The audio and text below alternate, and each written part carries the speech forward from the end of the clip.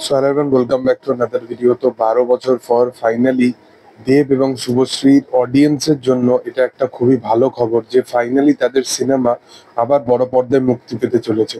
অনেক দিন ধরে বা অনেক বছর ধরে তাদের অডিয়েন্স কিন্তু প্রচন্ডভাবে এক্সপেকটেশন রেখেছিল বা প্রচন্ডভাবে তারা চাইছিল যে এই দুটো জুটিকে আবার আমরা একসাথে যেন বড় পর্দায় দেখতে পাই। তো ফাইনালি এই অপেক্ষার অবসান ফাইনালি মানে ভঙ্গ হয়েছে এবং এর সাথে সাথে দেব এবং শুভশ্রী একসাথে সিনেমাটাকে প্রমোশন করবে, যেটা গতকালকে একটা ভিডিও আসে সেটা দেখে পুরোপুরি ক্লিয়ারলি বোঝা যায় যে দুজনে অলরেডি একটা ভিডিও মেসেজ দিয়েছে এবং তারা একই স্টুডিওতে বোধহয় ছিল এবং দুজনেই জানিয়েছে যে তারা 12 বছর পর আবার বড় পর্দায় একসাথে আসতে চলেছে 14ই আগস্ট।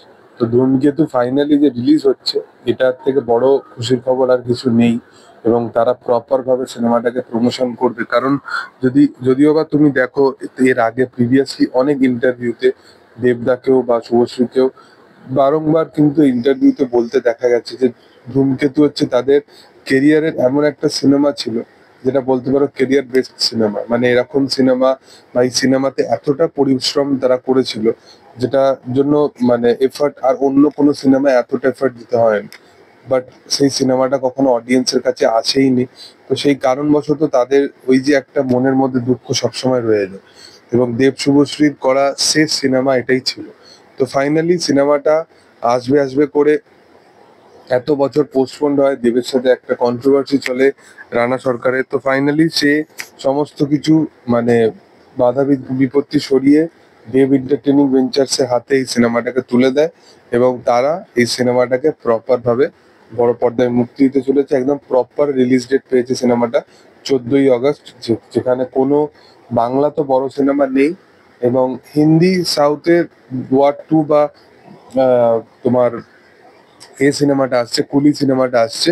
দেখো ওয়ার 2 কুলি সিনেমার অডিয়েন্স আছে, বাট ধূমকেতুরও অডিয়েন্স আছে। মানে ধূমকেতু এমন কালেকশন ঠিক করে নেবে যেটা অবশ্যই মানে একটা লাভদায়ক হবে ছবিটার জন্য। তো আমি প্রচন্ড ভাবে এক্সাইটেড আছি এই কাজটা নিয়ে যে ফাইনালি খাদান আসার পর ইন্ডাস্ট্রিতে কত কি চেঞ্জেস হচ্ছে সেটা দেখতে পাওয়া যাচ্ছে। এবং লোক বলে না যে কমার্শিয়াল সিনেমা যদি না হয় তো বাংলা ইন্ডাস্ট্রির কি ক্ষতি হবে।